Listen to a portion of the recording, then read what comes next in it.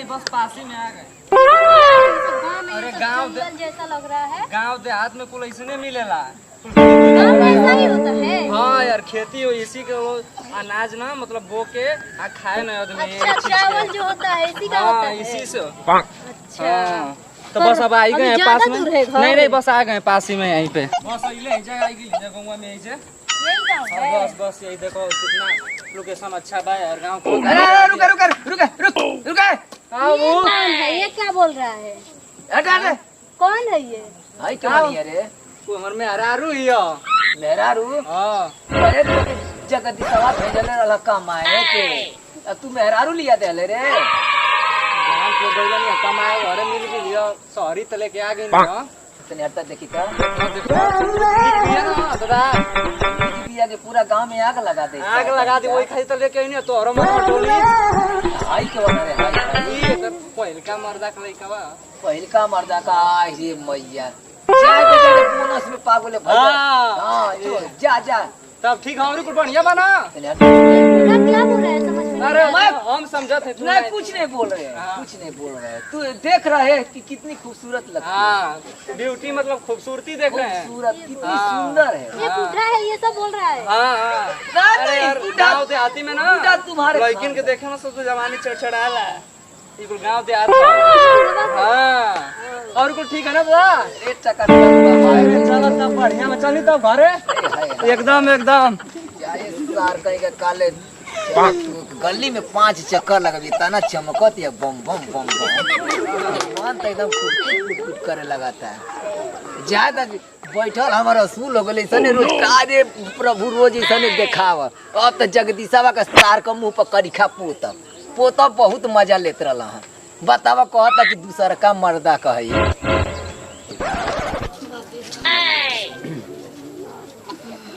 बोल रहा था भाभी भाभी भाभी बोल रहा हूँ। ये कौन है? भाभी भाभी ई क्या ए हटो ई क्या जी मेहरारू हमार। आ ये मेहरारू हाँ आई कैसे कब कन्या जी अरे बाप रे गाय अरे बैठो बैठो पहले समझो। अरे हटी ये कौन है? चबर चबर बोल रही है। अरे भाभी है भाभी। आई को जी के कहिए महीने गइला मैं कहिए बियाह करेनी अरे भाभी मिल गई ले और तब क्या कोला नहीं हो। आई ये मेरे बच्चों को भी मार कर उड़ा दी। कैसी औरत है? ना जा बचाओ चुप कर रहा है होला गांव के आदमी को चलत रहेला। ई तो हम तोरम फूट गइला जी कहीं चल जाएंगे छोड़ कर तुम। चुप रहो नहीं नहीं ऐसा काम नहीं बैठा जा बैठ जा बैठ जा। काम बोल रही समझ में नहीं आ अरे रहा। हम समझने की बात करते अच्छी है बोल रही है। अरे बच्चा सुना बा बोले भाभी बोला भाभी कहो एगो पेट में बा एगो संग ले ले बड़ा ये ना की मिलल या और ना बियाह करे के मिलत रहे पहले का कहियो ओ पहले का आ ये रे मामा छी अतरिए लेके चले बड़ा ये दादा हे भगवान हमके उठा ले ये दर्दी माई का हल्ला होता हो? नन के इज्जत रा भाई तोड़ देलन खुश रहो। भाई देख ली कैसे के कौन है ए मेहरारू भैया भैया गोड़ लगो। मैं कुछ तार पूरा अरे साला 5 महीना तो के गले भइले बहु लइका वाला बहुत के दिन ऊपर पेटवा फूलल बाटी। अरे हाय जो इसको कोना का पाप उठा के लिया के कपार हमने के मरता है। हाय ऐसा बात है ना कि अरे साला गांव में गाड़िया रुपया मिलता है तो चलो रुपया है ना गइला ये तरह पैसा क्यों मार? चोर चोर के बोला जी फचर फचर बोल बोल आप चलिए यहाँ से। चलिए हम लोग जहाँ रात चलिए यहाँ से। घर हमने का आ जाए तू का करबे एके छोड़बे ना? नहीं बियाह कइले छोड़े खातिर भैया। अरे जी तो बियाह कुमार लड़की तो के ना मिलल या मारो तो भैया। अब देखा तो वो हरिया देखा होता लेके आवता उका जिन कौना का लेके देखा वो में बात ए बाबूजी जतिया चल गेले बाबू अरे कहां ना कहां छुछुर ले गइले अरे पुरिया छुछुर लगे तो उधर मेहरारू तू घर है क्या टोला नियर एकरा नियर क्यों बा?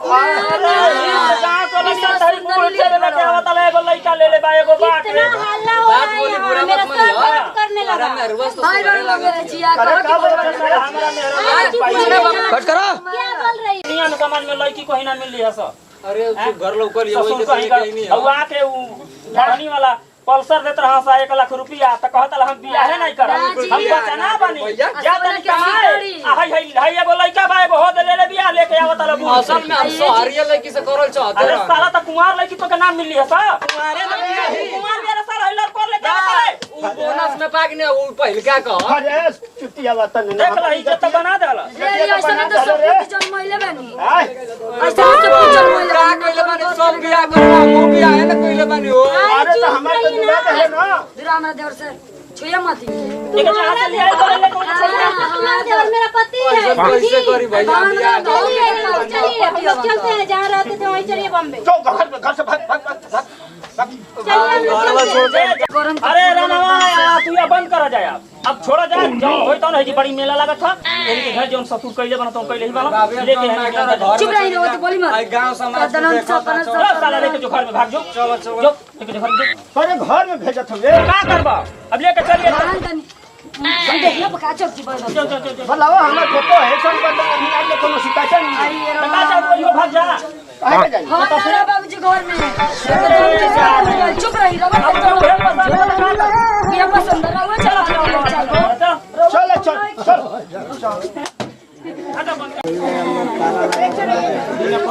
बताओ भाई हमारा ये मोबाइल चलावत ना मोबाइल खाली ना देखा जा हो का करे मोबाइल ना चलाए मोबाइल चलाइबो और जगदी सभा के देखता ले जड़िया नियर तेना रानियर भइल के तना घर में हरा भागा के लिए आइल तो वो करंट लगा लेला का हमरा के त लगा त ऐसा ना मैं भौरी लगावत हाथ जड़ जाता जराब इज्जतदार खानदान का है इज्जतदार खानदान के सही लग स्टार कहीं का मार तुम्हारा वही कर करी के सही राजी बा तू को झकाऊ आइला सब तो कहतला ना हो बाबू हुलेट गाड़ी ले हुलेट गाड़ी पे अपन माइक करे जाव पचड़िया इतना पढ़ा लिखा है त का बुलेटियो खाती भागल है तो सही मर्जी में गाड़ी हड्डी ना लागी लागी का है ना भैंसाऊ तो बुलेट के फेर में वो 4 व्हीलर ले आई बा अरे जगदी सभा का अरे जगदी अरे का है भैयो अरे सुन रे भैया बैठ बैठ जा तना का भैया ना अब ते कैसो मुरी घुमवा ना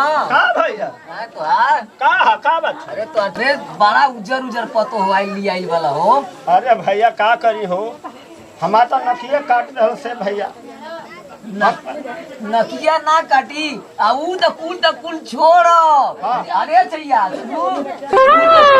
जान तले आ एगो वो हरे ले दूसरा का कर लइका लिया बिया मजे कहे त हत बाटे देखलो हां बाक मजे मुझे ना तू देखला ह अरे तो हम वही कट बा कहे तना तू अरे छैया का हो से दे या चलाओ तू बकरी अभी बिया ना करियो का भैया का